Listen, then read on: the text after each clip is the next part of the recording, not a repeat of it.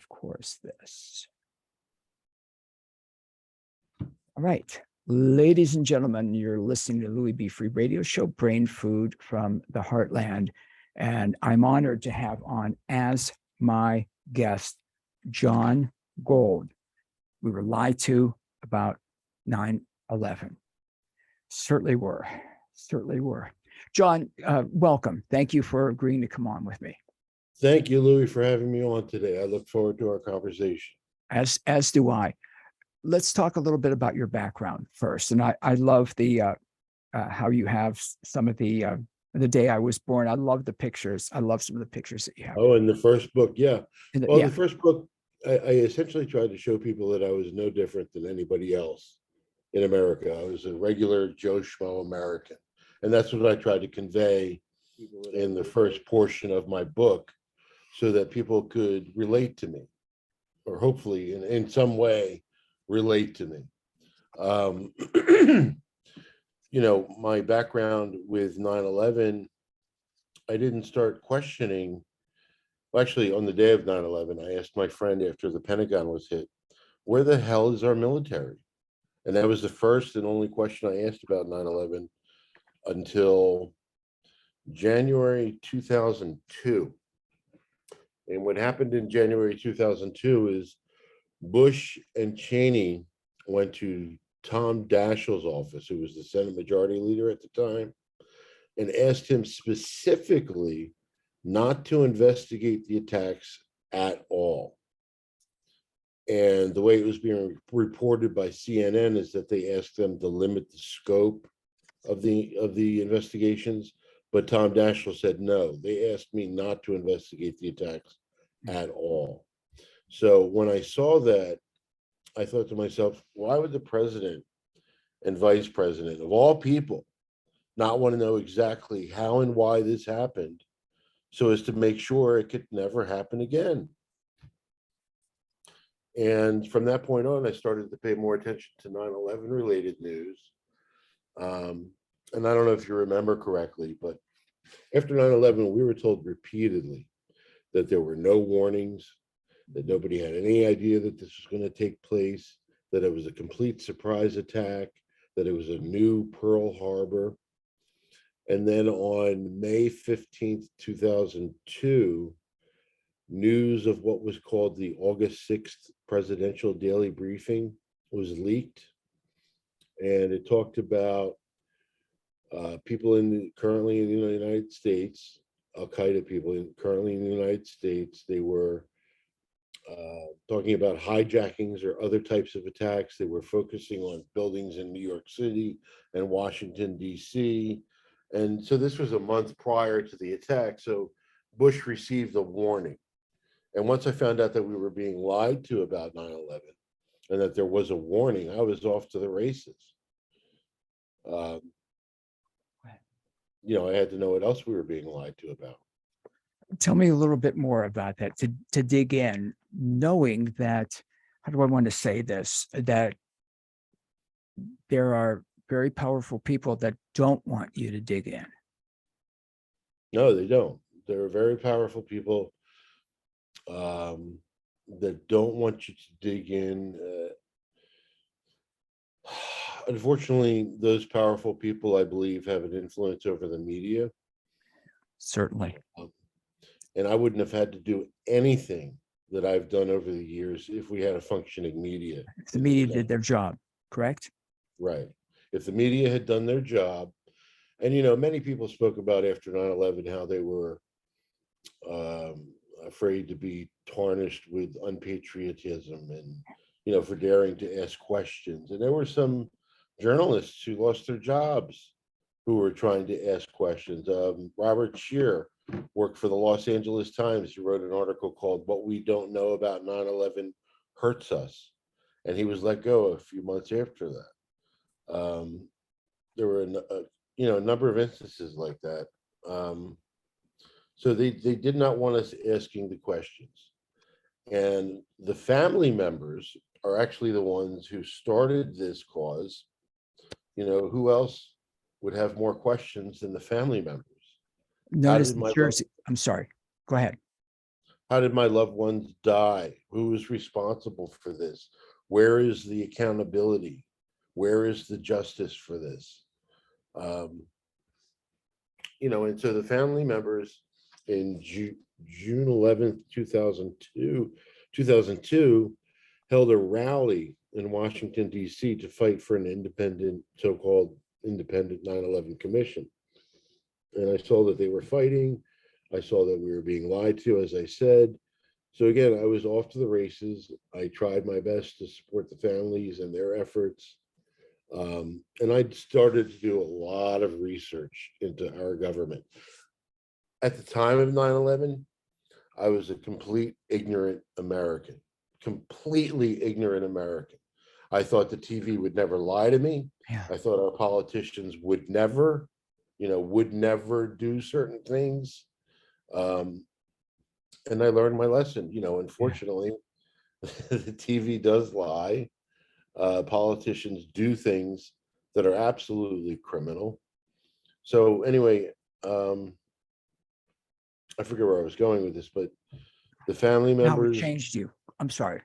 I'm sorry. Go ahead. How that changed you, what your perception Oh, was of media. That's what God. you were saying. That's what you were talking about. And the family members, again, known as the Jersey Girls, Right. their courage, they've been on. I've had them on numerous times over the years, and to hear their stories, their individual stories about a 9/11 and after, and trying to get answers is heartbreaking. Just Absolutely. heartbreaking.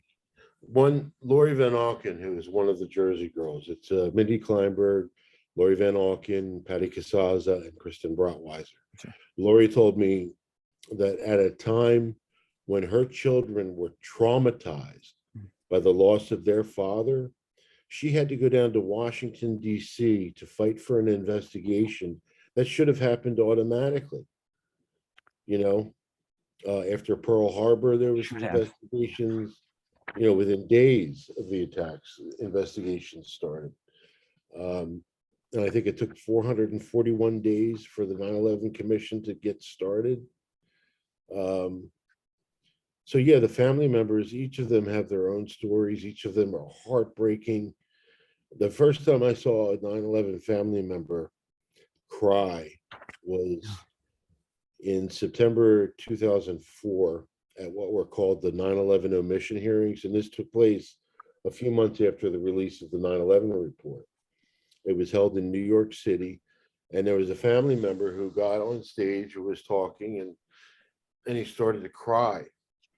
And I bawled my eyes out, just bawled my eyes out, because I'm familiar with the anger that I know from learning that we were lied to about, a number of things. But to have that knowledge on top of having lost someone that day, that's unimaginable to me. We don't want to imagine it, right? I don't want to imagine what that It's feels like. unimaginable. It's actually one of the motivators for me, because I can't imagine it, because it's so horrible. And you try to correct a wrong. That's all I did. I tried to make something wrong right. It had nothing to do with whether or not I was a Democrat or Republican, or it was the murder of 2,977 people. It had absolutely nothing to do with whether or not they were left, right, Democrat, Republican, whatever. I was just trying to do the right thing. Forgive me for interrupting you, Jon Gold, but where does that come from? Doing the right thing, pushing forward, the courage, and you're also obviously very sensitive. I guess I would say, who wouldn't cry seeing that? But you and I know a lot of people that wouldn't. Where does that come from? Well, like I said, when I found out that we were being lied to, I often refer to, I felt like a rape victim. I felt that I was manipulated, used. Do you remember the scene from The Crying Game, the movie, where he finds out that whatever is a man and he's in the shower crying? I just felt that upset about what happened, how I was manipulated. And I wanted to make things right. At the time of 9/11, I thought that all Arabs were terrorists. I wanted to carpet bomb the Middle East and make it into a parking lot. I was no different than every other American. And I have since learned that people over in the Middle East are no different than we are.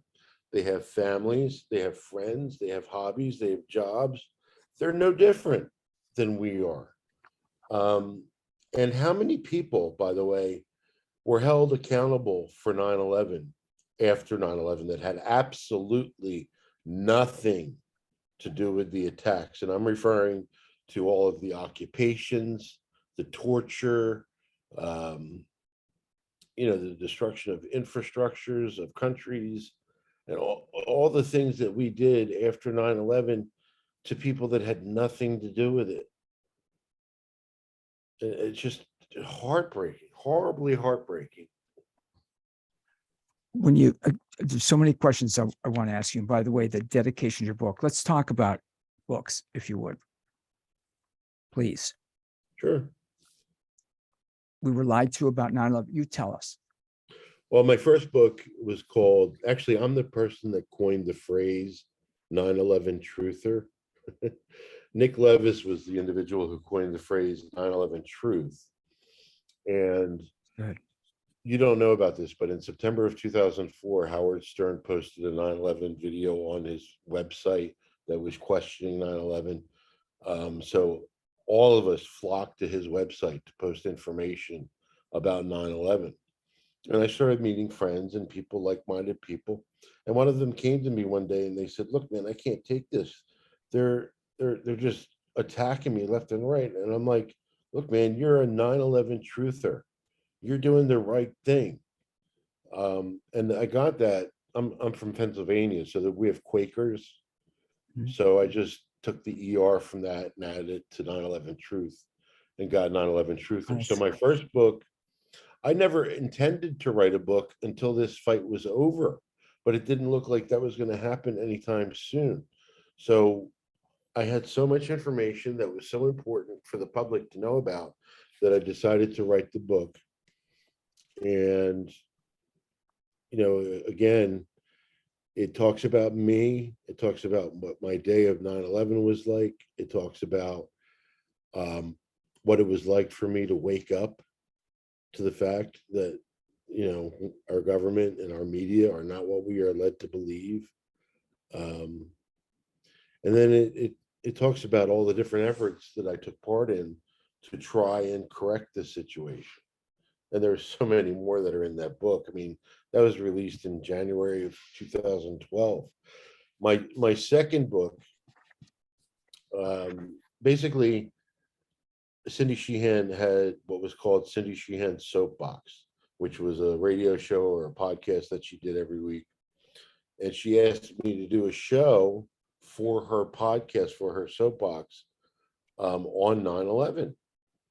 I thought that was a great idea. So I got what I thought were the best of the best to talk to. And what I mean by that, my very first interview took place with Jenna Orkin. For those of you who don't know, Jenna Orkin was a mother whose son was down near around ground zero at a school. And she was concerned about the environmental impact of 9/11. She started what was called the World Trade Center Environmental Organization. So we spoke about the environmental impact and how we were lied to about that. We were told, or people down and around ground zero, New Yorkers were told by the EPA that the air was safe to breathe, that the water was safe to drink, and which resulted in thousands getting sick, and thousands have died. And I believe the amount of firefighters that have died after the fact has now reached the amount that died on 9/11. Oh. Oh. So when I found out that I had never heard of the environmental impact of 9/11, it wasn't being reported on by the news. So Jenna Orkin spoke at that 9/11 Omission Hearings that I spoke of in September of 2004, and that was the first I'd ever heard of it. So then I started to become very involved with the 9/11 first responders. Anyway, so that was my first interview. My second interview was with Mickey Huff, who is Oh, make it, the, yeah. you know, Mickey, Yeah, yeah, go ahead. I'm sorry. he's the director of Project Censor.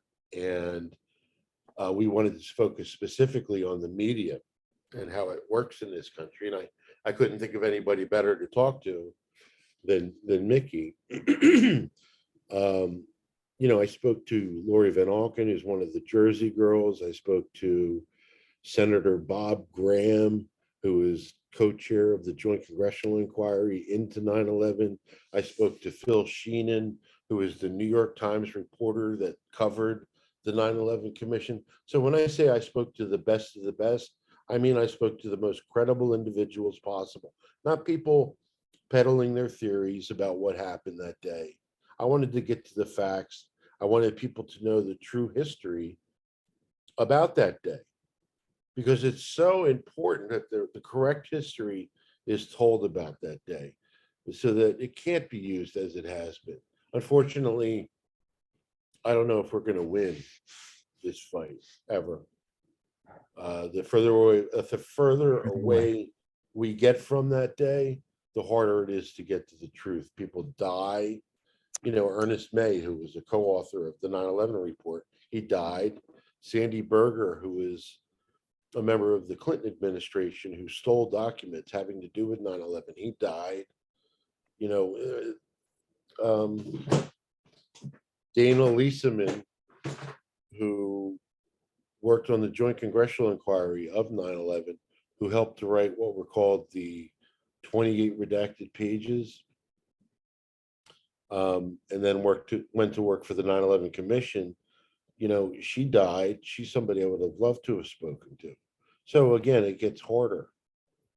And I've always tried to go to the source. If I read an article that tells me about something, I try to go to the author of the article and get more information, or try to confirm information, or ask more questions. If it's a journalist that's written about something 9/11 centric, something specific about 9/11, one of the questions of 9/11, I try to cozy up to them. Maybe they'd be willing to report on other information concerning 9/11. So anyway, the second book had to do with 31 interviews that I did, again, with what I thought were the best of the best. And when I was done, I was bored and I was looking for something to do. And Mickey Huff suggested to me that I transcribe all of the interviews and put it together into a book. So A massive work, I might say. oh my God. Well, I paid somebody thousands of dollars to do it. And at the end, I gave the book away for free, because to me, the information was so important that it should not have been available to only those that can afford it. It should be made available for everyone. And that's what I did. I gave it away for free. And I also made it easy to get my first book for free. I've always, you know, when my first book came out, I was hesitant about putting a price tag on it because I did not want to make money off of 9/11. I'm not a 9/11 profiteer like somebody like Alex Jones. So I charged the least amount of money possible for the book. And then again, I was just giving it away for free to anybody who asked. I didn't care. So those were the books. I love when you say that you didn't want to profit on it. Oh yeah, no. That your ethics are so strong. Yep. Well, you know, I'm not saying I haven't taken donations over the years. There was a time there was a time last year I was in a nursing home and I had to get the hell out of there and needed to get an apartment. And I held a fundraiser, and within 3 days I raised $4,000 for me to be able to get an apartment. And that's just a tribute, you know, to what I hope people appreciate the work that I've done. That's just a sign of that, hopefully. May I ask about being in a nursing home?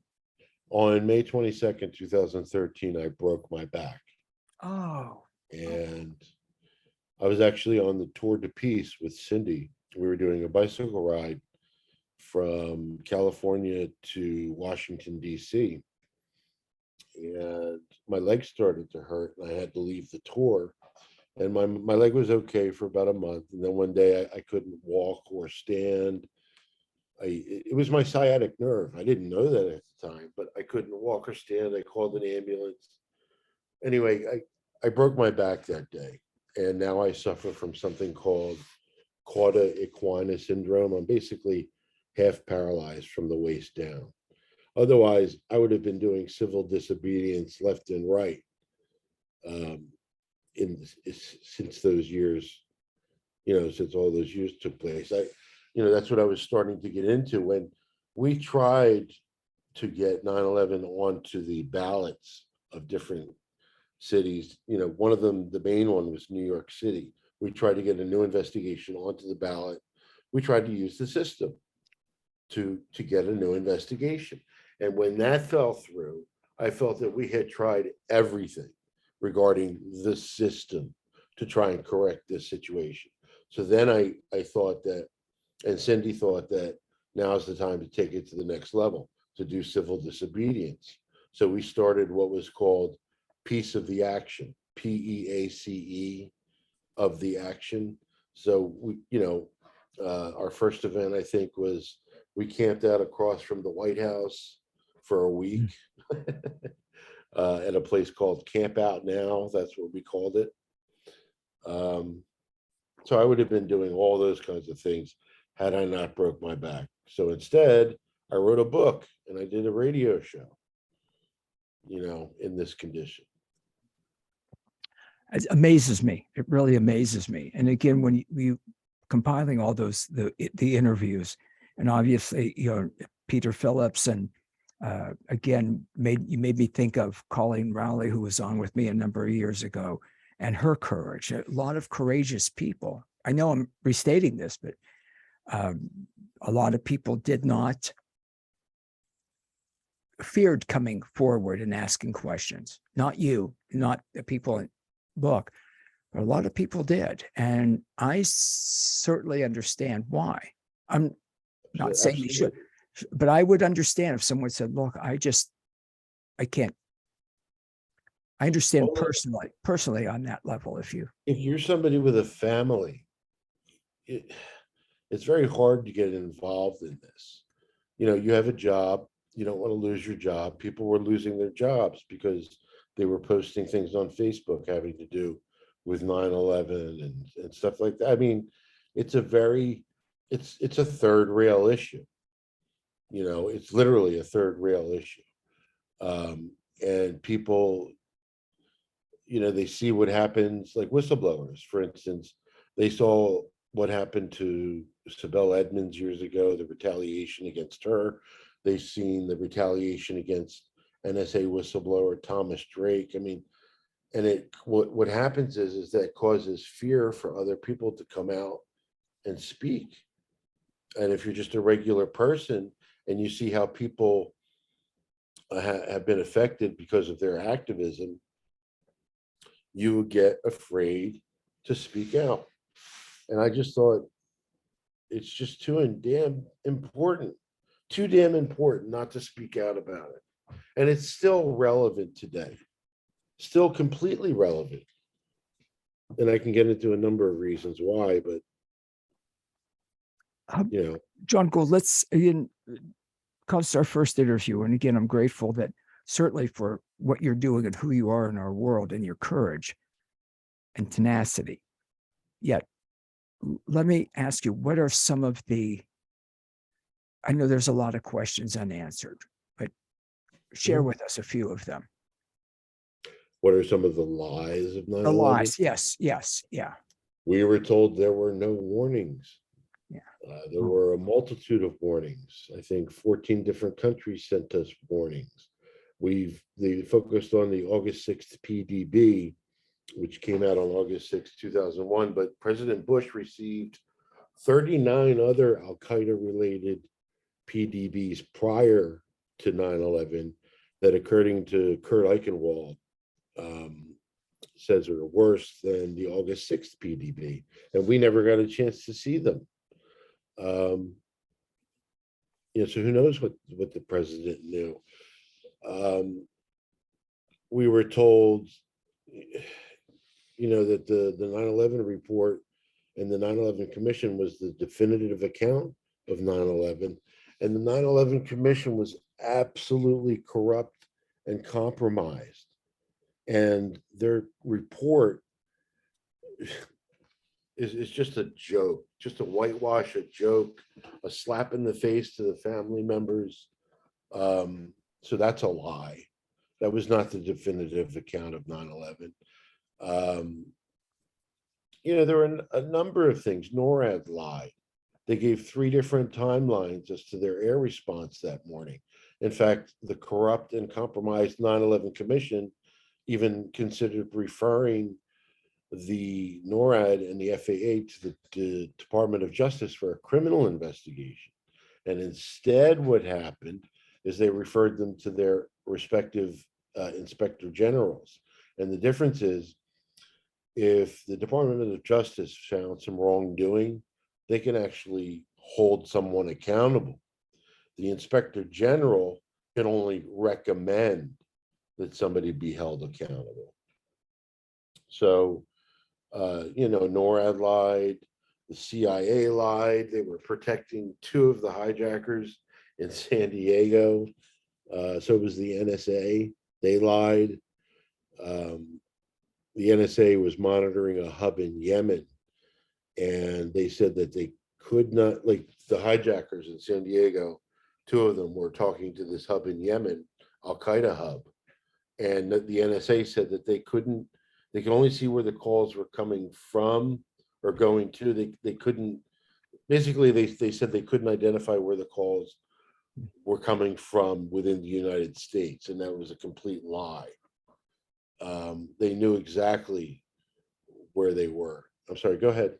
No. That wasn't to you. I'm sorry. I'm sorry. George Tenet lied. He said he never met with Bush during the month of August. He met with him 2 times in the month of August. Under oath, he said that he had not met with him during that month. And in his book, he wrote that he did meet with him. And I think at the time, George Tenet was made aware of the Moussaoui arrest. Moussaoui was supposedly the 20th hijacker. They arrested him before 9/11, and there was a lot of issues getting access to his laptop and stuff like that. But anyway, I'm trying to think of there's so many lies. There's so many. Yeah, so many. So many. And Jon Gold, I agree with you. The further out we get with people, people who have been able to maybe get rid of files, hide files, have had a lot of time to do that. Plus, I remember a couple of years ago thinking that, well, kids that are graduating high school this year were either newborns or not quite born. That's how long that perspective of that, thinking about that. They were completely indoctrinated into the post 9/11 world. People that were born around the time of 9/11.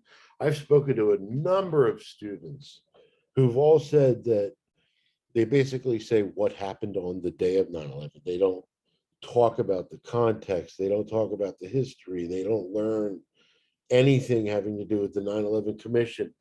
The 9/11 Memorial Museum doesn't even mention the Jersey Girls. Yeah. How can they do that? How can they ignore the history of the Jersey Girls, who literally were responsible for Washington, D.C., creating the so-called independent 9/11 Commission? As corrupt and compromised as that was, we would not even have had that if not for the family members. Think about how scary a thought that is. It's very, very, very scary thought. Very Right. scary thought. Again, what we don't know.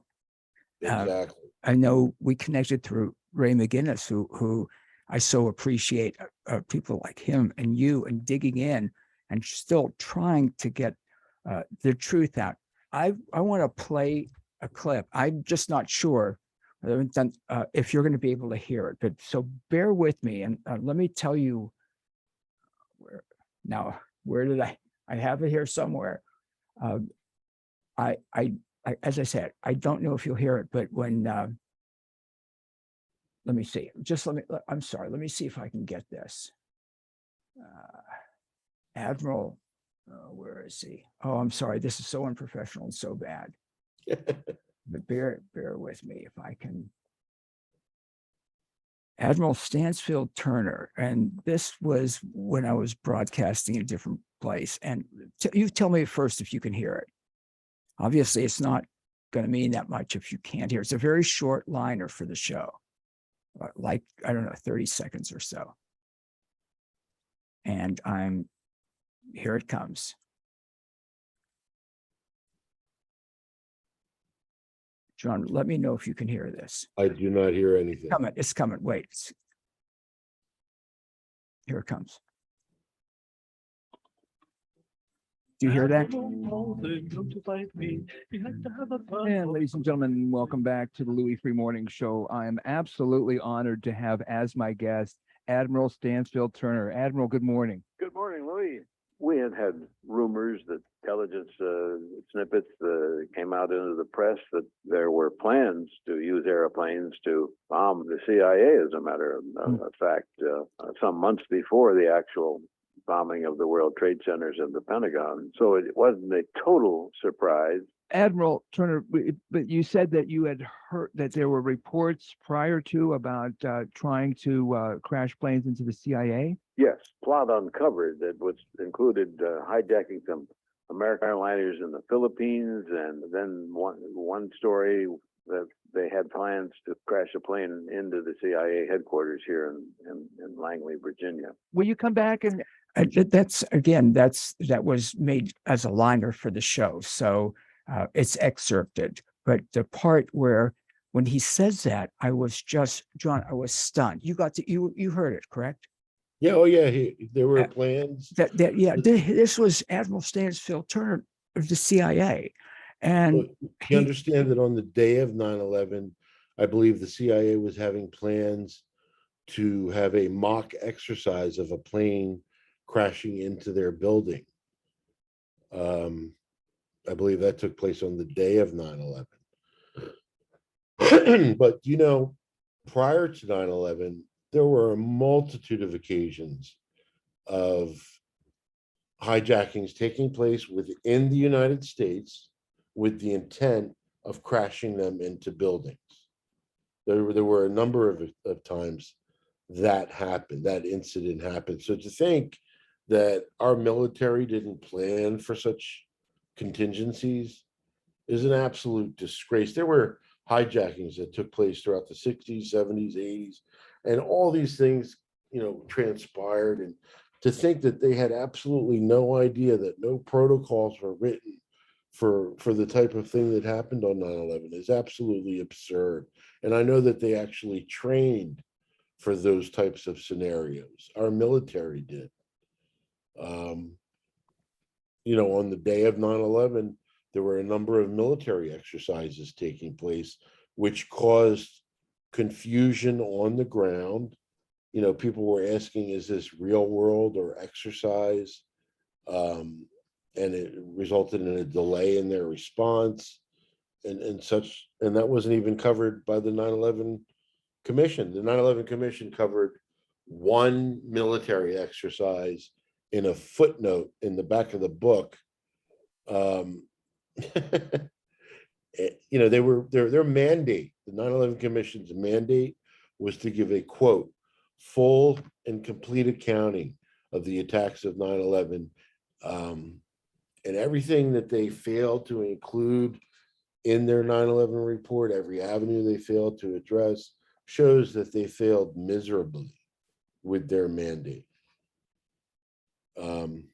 What shocked me about that, again, you can hear me, I start to stutter. It's like I couldn't believe that the former director of the Central Intelligence Agency was saying that on my show. I mean, I appreciate his honesty about it.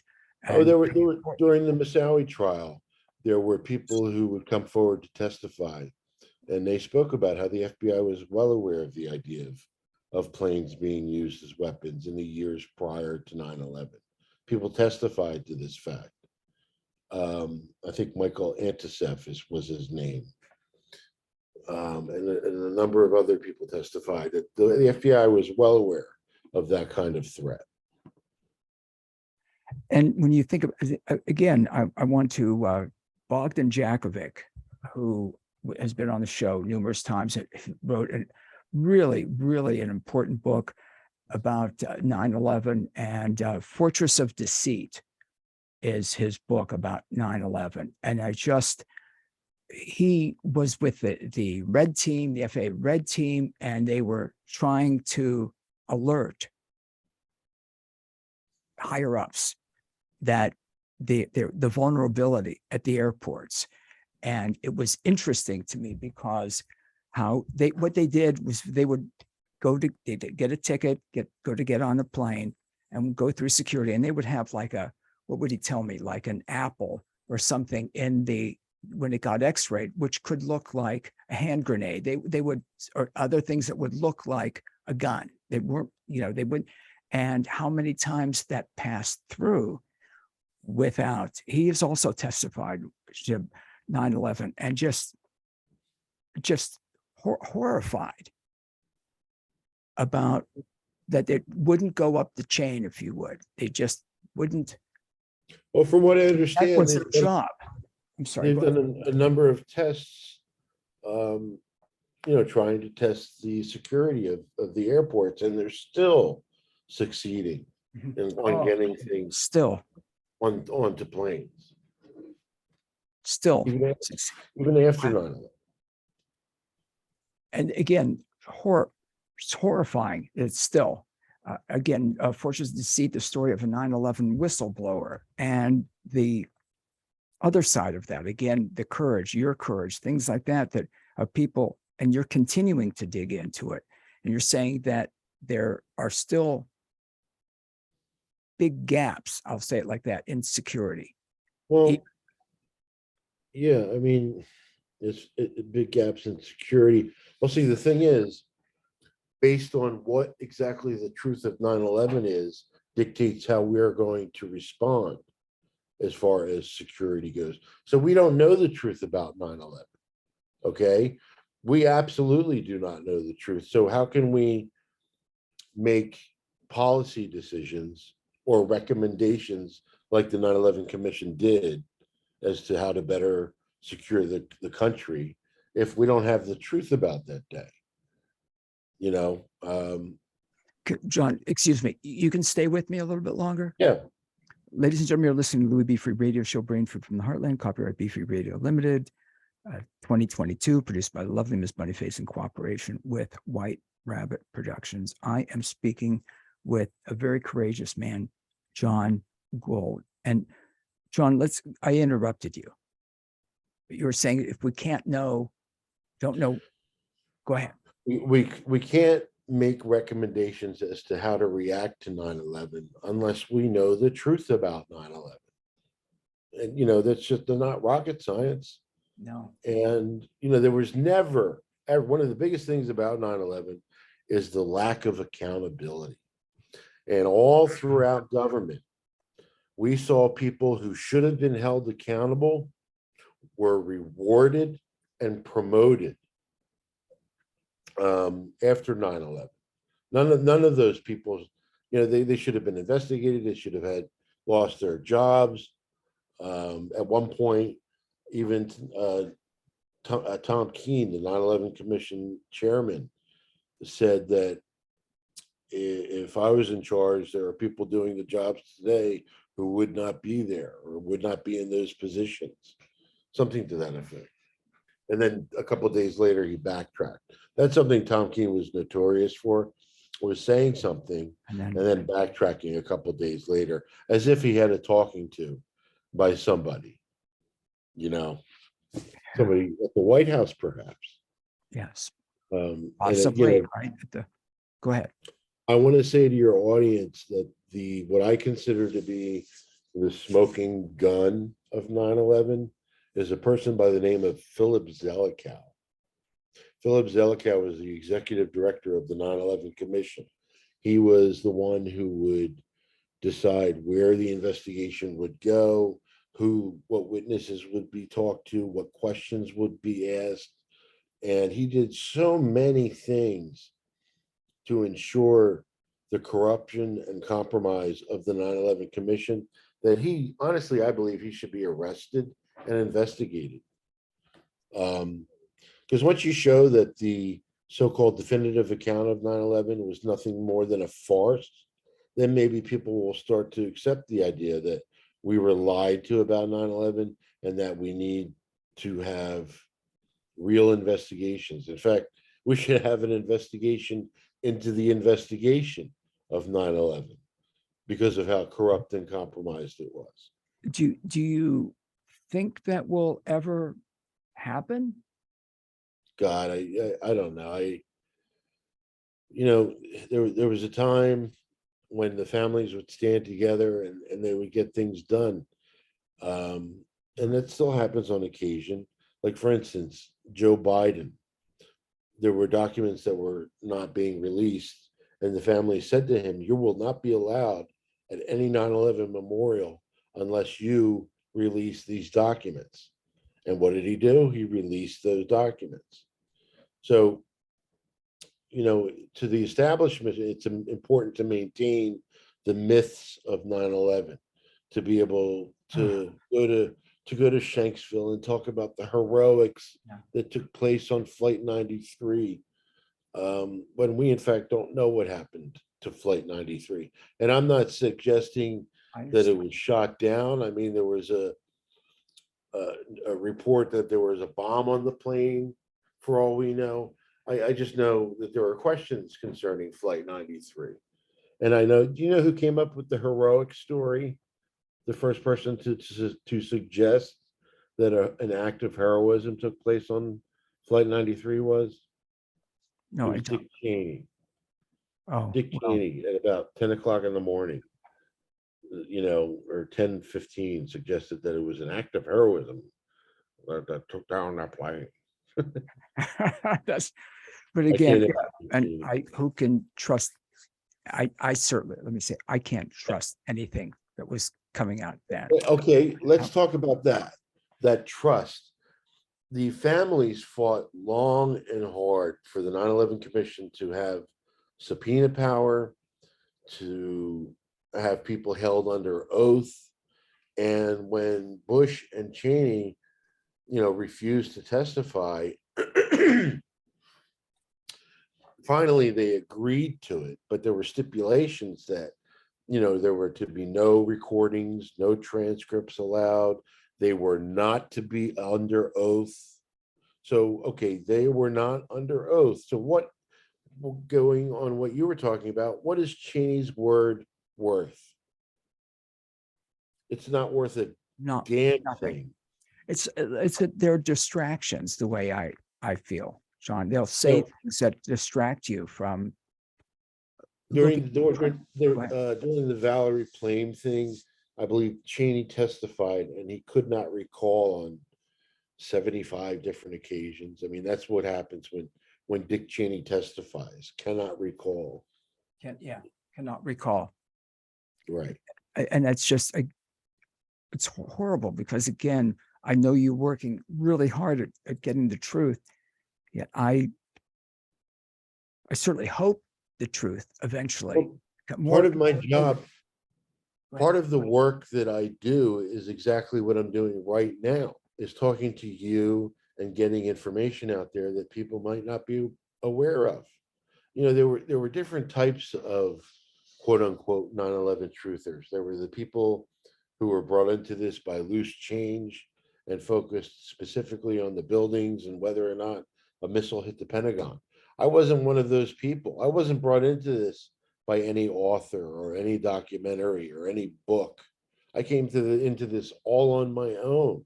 So there were those people focusing on the theories of 9/11, And then there were those people who were focusing on supporting the 9/11 family member.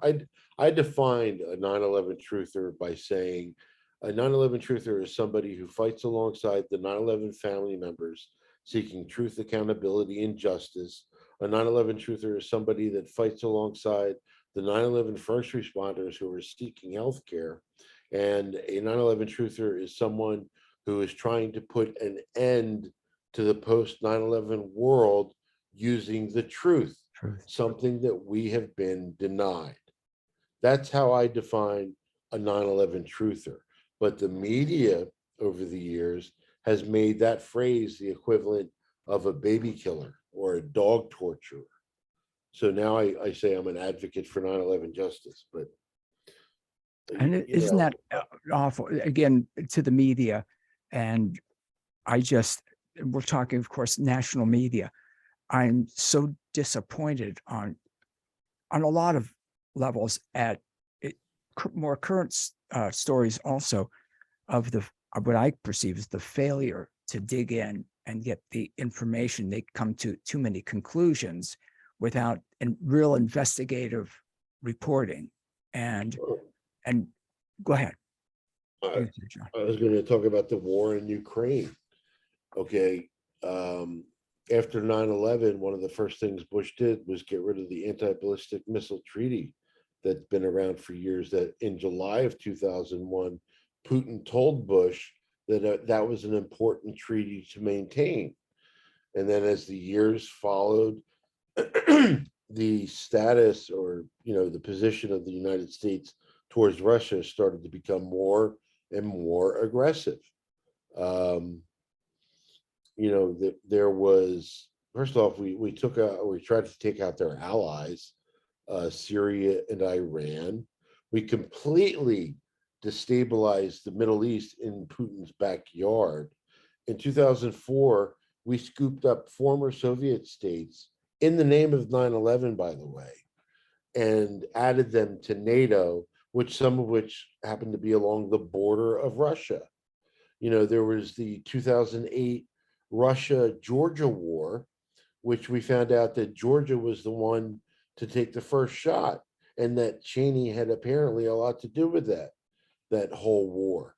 You look at 2014 and what happened then, the coup that took place to put a Western-friendly leader in that Victoria Nuland had a lot to do with, and John McCain had a lot to do with.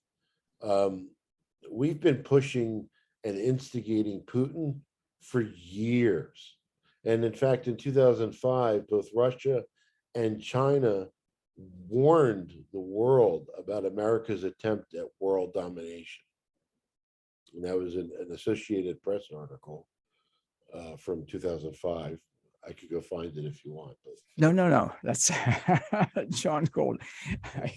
So I'm saying our policies over the last 20 years have gotten us to the situation that we're in right now with the Ukraine. He hasn't made any effort whatsoever to bring Putin to the table to try and resolve this situation diplomatically. All they're doing is sending more and more and more weapons and so on and so forth. So I believe that years ago, people wrote about how China and Russia were the end game. And I think that's where we're at right now. We spent 20 years weakening Russia. In fact, there was an attempt by both Saudi Arabia and the United States to team up to try and destroy Russia's economy using the oil power that Saudi Arabia had. Again, we've been instigating and pushing these buttons, and that's how we got to where we are today.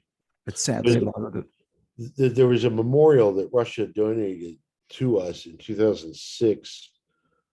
It's in, I think, Bayonne, New Jersey. It's called the Teardrop Memorial for 9/11.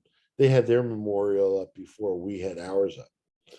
And they only recently just scraped off the name of Putin from that memorial. People don't realize that Putin gave us 2 warnings before 9/11 about 9/11. Can you tell us a little bit about that? I don't remember the specifics off the top of my head, but I know that there were 2 specific warnings given by Russia to the United States about, one of them, I think, even spoke of 20 people in the United States preparing for hijackings. I'm not, don't quote me on that exactly, but I do know that Putin warned us on 2 separate occasions prior to 9/11. And on the day of 9/11, Putin was the first world leader to call Bush to see if there was anything that could be done to help, kind of thing. And I spent throughout the 90s, Russia was our friends after the collapse of the Soviet Union, weren't they? That's how they were portrayed. They were our friends. Russia is our friends. And now all of a sudden, look at where we are today. Well, yeah, things So change. again, I speak of that end game that Zbigniew Brzezinski wrote about, Michael Rupert wrote about it, and as I said, we spent the last 20 years preparing for this situation, taking out Russia's allies, stabilizing the region, putting countries along the border of Russia that belong to NATO, that kind of thing. I'm sorry. No, I want people to know your Twitter. We've got links up, but your Twitter is at 9/11 Justice Now. No, 9/11 Justice. At 9/11 Justice Now, and you tweet frequently, and it's good. It's a great note. I mean it as a compliment. It's a great source of information, and again, your courage and tenacity with this. I know I asked you this before, but I want to ask you again, John. I hope you don't mind. Let me say, you're obviously optimistic because you keep digging. That more truth. No. I don't know that I'm optimistic. I keep trying because, again, it's the right thing to do. It's always been the right thing to do.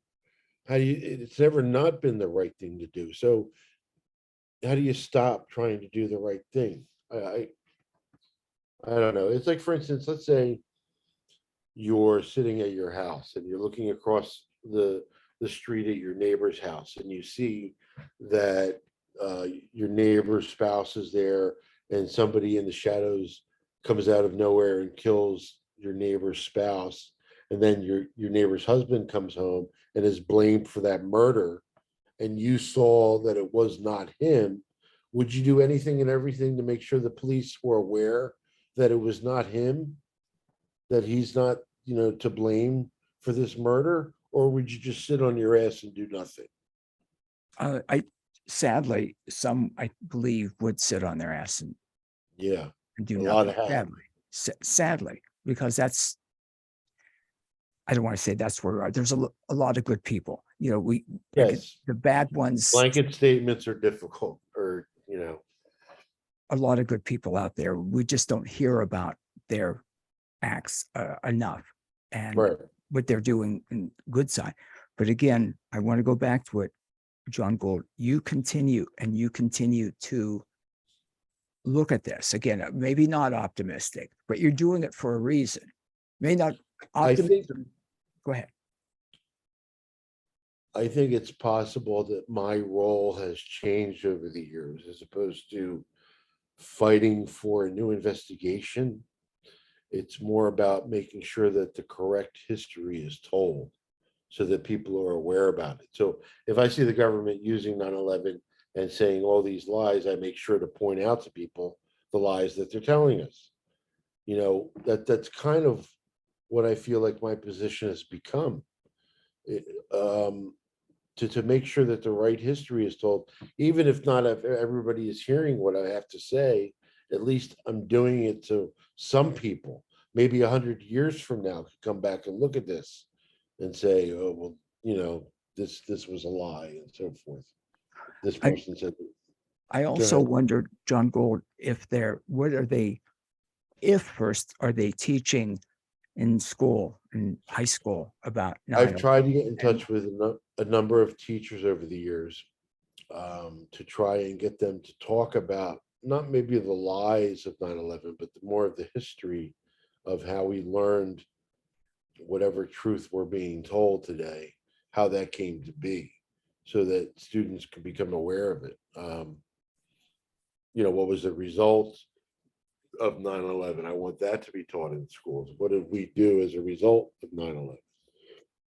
But I have not had any success, I'm sorry to say. Well, when we hear that kids coming out of high school for many years don't know about the Holocaust, don't know. I don't know what. Again, I'm not being critical because I know there's some wonderful history teachers, American history teachers out there that are teaching. Certainly. I mean, I don't know that factually, but there certainly are. Yet too many aren't. And if you don't mind, John, I want to tell you again, I'm an old guy, and this was now this 50, 2, 3, I don't know, 50 plus, over a half century ago when I was in high school and junior level, you had American history class. And I will never forget the impact made upon me by my teacher. Her name was Myron Garwig, and he would distribute, he had taught for a long time, and he would give everybody in the class a different junior level, 11th grade level American history book. He'd say, read the chapter, for example, on the Civil War. And then he would go up to the board and say, what was the cause? And there were different answers. So different history books were different. By the way, not praising him, because he did not give me good grades because he was always saying I could do better. So this, he did. Yet I learned an invaluable lesson about who's telling the story and different perceptives, and before. And I just, That's one of the reasons I do my very best to keep it simple. I try to promote easily verifiable information so that when somebody looks at some of the information that I promote and they go look at it, they see that it's credible and that maybe they come back and want to learn more. I don't promote theories that have been debunked 100 times over, over the years. The facts speak for themselves. I mean, it's human nature when the government, who should be able to answer your questions, refuses to do so. It's human nature to theorize as to the reasons why. So there's nothing wrong with theorizing about why they might be lying to us. But a theory is not fact, unless it's proven to be a fact. But most times theories are not facts, and so I prefer to stick to the facts. I think the story tells itself. Really, I agree. Jon Gold, again, I asked you about what drives you. How do you do the research? The research is incredible. it's just you An just do asset. it. I don't want to say I'm obsessive compulsive, but I just No. find myself times just reading and having to get to the bottom. I try to take something as far as humanly possible until I can't take it any further. But then I present that information to people, what I was able to find. So maybe not so obsessive compulsive. I know that those are the words that have a lot of weight to them, but driven, would you say driven? Driven, yeah, absolutely driven. I gave up a lot of things. I sacrificed a lot of things over the years doing this work. I lost a lot of friends over the years doing this work. My family sometimes has a hard time with me doing this work. They just don't understand. And it's been a difficult road, but again, I have no regrets because it's always been the right thing to do. Always been the right thing to do. No matter how many names they call me, no matter how many hit pieces they write, continue to it's push. still the right thing to do. When you say that about friends, Jon Gold, got to wonder why, and I've experienced it also, why people, and I'll do air quotes, no one's going to see, friends of yours abandon you or turn whatever because of a passion that a positive passion, I've got to say, that you have, and why people can't seem to disagree. Why it's not okay just to disagree and have a conversation with you. Your friends have a conversation. Jon, tell me about it. Well, yeah, I don't get it in the world today, how that is. Again, I believe a lot of it's, I don't want to say started. Well, when I first recognized it was in the 2016 election, where people were posting, if you voted for Clinton, unfriend me. If you voted for Trump, unfriend me. What about having a conversation where you're Right. actively listening, not reacting, but you're listening to somebody? And then I don't get that. Ugh, That scares me, because people with misinformation or disinformation. the world has changed drastically. I'm in a wheelchair. I go around the neighborhood in my little power chair and so forth. And I'm a happy-go-lucky person. I say hello to everybody. You know, I've learned the names of all the neighborhood dogs. Oh, So I'm a very open person. So when I go by somebody and I say, "Hey, how you doing?" and they completely ignore me, it's like I've noticed that oh, is I see. happening a lot more these days. You know, people are very into themselves, it seems. Yeah, very, very self-centered. Very, how many Yes. hits I get, how many likes do I get? Just how they're weighing that. But I know also, I always know the dogs' names, but sometimes forget the. Oh, I don't know the owner's name. Yeah, I mean, I had a park that I used to hike, jog, walk in. I still do when I'm able to. I met two ladies with a beautiful dog on the path. Asked if I could pet the dog. It told me the dog's name, introduced themselves. I saw them about a week later, and I remembered the dog's name, but couldn't remember their name. I feel badly about it, but I get that with the dogs. It's sad, again, that people turn the other way or reject you or push you away. I don't mean physically, push you away, and they Right. don't want to hear. Do they not want to hear the truth? Do they not want to hear? Oh, And I'm in my 70th year, Jon, and I know I'm ranting. I'm sorry, but I'm in my 70th year. Still, one of the greatest experiences for me is like, wow, I never thought about it like that. That blew my mind. Wow, I can't imagine just closing everything off that might be something different than you thought or contrary to what you thought. it could That's be scary to me. fear. I don't know what all the reasons are. I mean, there are so many reasons why people won't get involved. Um, but I think they've made the wrong decision, and I think they're on the wrong side of history. I really do. I think the 9/11 Truth Movement should have been all about civil disobedience for years.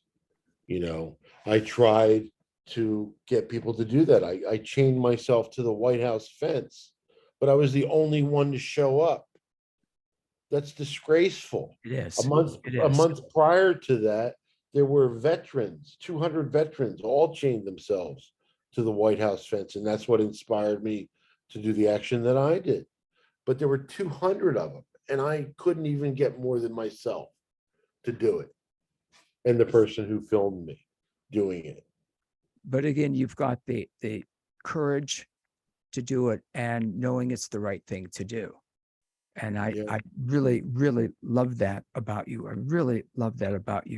You've done incredible work, and again, being in a wheelchair with your back, I'm sure there's a lot of pain issues. You I'm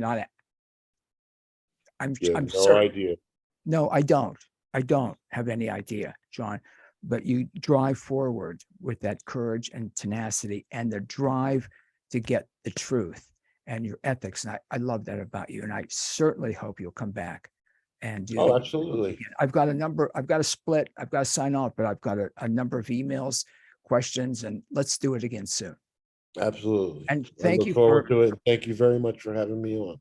Jon Gold, thank you for putting up with my wackiness and Oh, I didn't even scheduling notice. and- yeah, and my scheduling and everything. Thank you so much. It's really an All right. honor to have you on. Folks, Take care. Jon Gold, and again, when you have to ask, we need to ask those questions. It's imperative that we ask the questions, and he is just